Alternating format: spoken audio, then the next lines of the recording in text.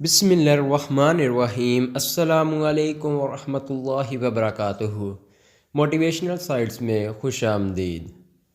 आप लोगों से दरख्वास्त है, अगर आपके पास किसी किस्म का कोई इस्लामी वाक़या या कोई तहरीर हो तो आप हमें हमारे नंबर पर व्हाट्सएप कर सकते हैं। इसके अलावा या हमें जीमेल पर सेंड कर सकते हैं। इसी तरह हमें एक बहन ने अपनी एक स्टोरी हमें सेंड की है, तो आपके साथ शेयर करते हैं।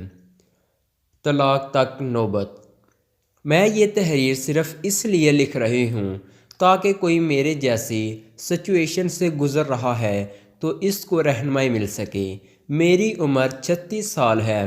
मेरी लव मैरिज हुई थी। हम क्लास फेलोज़ थे और एक दूसरे को 6 साल से जानते थे। दौराने तलीम ही हमने फ़ैसला कर लिया था कि मेरे शोहर की जॉब स्टिल होने के बाद घर वालों की रजामंदी से हम शादी कर लेंगे। मेरे शोहर की जॉब के बाद हमारे घर वाले मिले और हमारी शादी हो गई।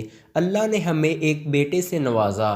मुझे कॉलेज के ज़माने से ही अंदाज़ा था कि मेरे शोहर मिजाज के तेज़ हैं, इन्हें गुस्सा जल्दी आ जाता है, लेकिन साथ रहने पर अंदाज़ा हुआ कि जब भी इन्हें गुस्सा आता है हमारा हमेशा झगड़ा होता है। मुझे हमेशा ये फ़ील होता था कि वो मुझे कंट्रोल करने की कोशिश करते हैं। जब भी झगड़ा ज़्यादा होता मैं अपने बच्चे को लेकर मैके चला जाती। मेरे मैके वाले मुझे सहारा देते, तसल्लियाँ देते कि इसने तुम्हें क्या लावारिस समझ रखा है। मेरी बहनें फ़ोन पे मेरे शोहर को बेनुक्त सुनाती। बहरहाल सुलह सफाई हो जाती और मैं घर आ जाती। लेकिन ये बात हम दोनों जानते थे कि हम दोनों एक दूसरे से प्यार करते हैं और मैं अपने शोहर को कभी नहीं छोड़ना चाहती। लेकिन हर झगड़े के दौरान इन्हें ये ज़रूर कहती कि अगर मुझे छोड़ना तो छोड़ दें। मुझे इल्म है कि ये सब मैं अपनी अना को बुलंद रखने के लिए कहती थी। एक बार हमारा झगड़ा इतना बड़ा कि उन्होंने पहली बार मुझ पे हाथ उठाया और घर से बाहर निकाल दिया। मैं सीधा अपने मैके गई। मेरे घर वाले मुझे लेकर सीधा पुलिस स्टेशन गए। मेरे शोहर अरेस्ट हो गए। ससुराल वालों ने मुझे केस वापस लेने के लिए कहा। मेरे शोहर ने मुझसे माफ़ी मांगी और कहा कि आइंदा ये सब नहीं होगा। मैंने केस वापस ले लिया और वापस अपने घर चला गई। 3 माह बाद हमारा फिर से झगड़ा हुआ और मैं हमेशा की तरह बच्चा उठाकर अपने मैके चली आई। 2 दिन बाद मुझे ख़बर मिली कि मेरे शोहर अस्पताल में हैं। मेरे घर वालों ने मशवरा दिया कि मुझे इन्हें देखने जाने की कोई ज़रूरत नहीं, बल्कि मेरी बहनों का कहना था कि ये सब ड्रामा है, तुम्हें इमोशनली ब्लैकमेल करने के लिए है। वो एक हफ़्ता हॉस्पिटल में रहे, ना मैं मिलने गई ना ही कॉल की।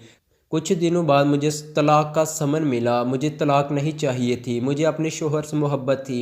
मैं अपने घर ख़राब नहीं करना चाहती थी, लेकिन मेरी अना आड़े आ रही थी। मुझे लगा कि तलाक मना करके मैं नीची हो जाऊंगी। मैंने इन्हें कॉल की कि मैं भी इस जहन्नम में नहीं रहना चाहती। कोर्ट में हमारा केस आसानी से निपट गया। मेरे शोहर ने मेरी सारी डिमांड्स, बच्चे की कस्टडी और ख़र्चा देना कबूल कर लिया। इनका कहना था कि वो मेरे सब बातें मानने के लिए तैयार हैं। इस तरह जुलाई 2009 में मेरी तलाक हो गई।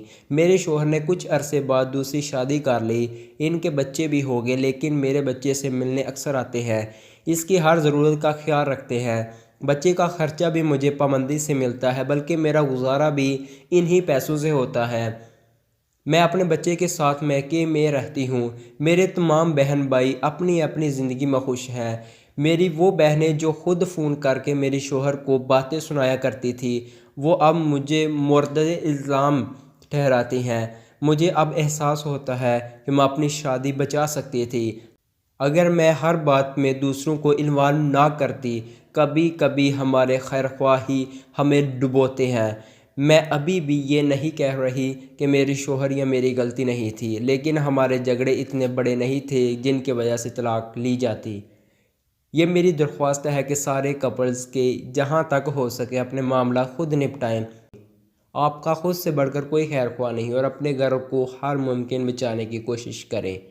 अगर आप खुद अपना घर बचाना चाहेंगे तो कोई इसे तोड़ नहीं सकेगा।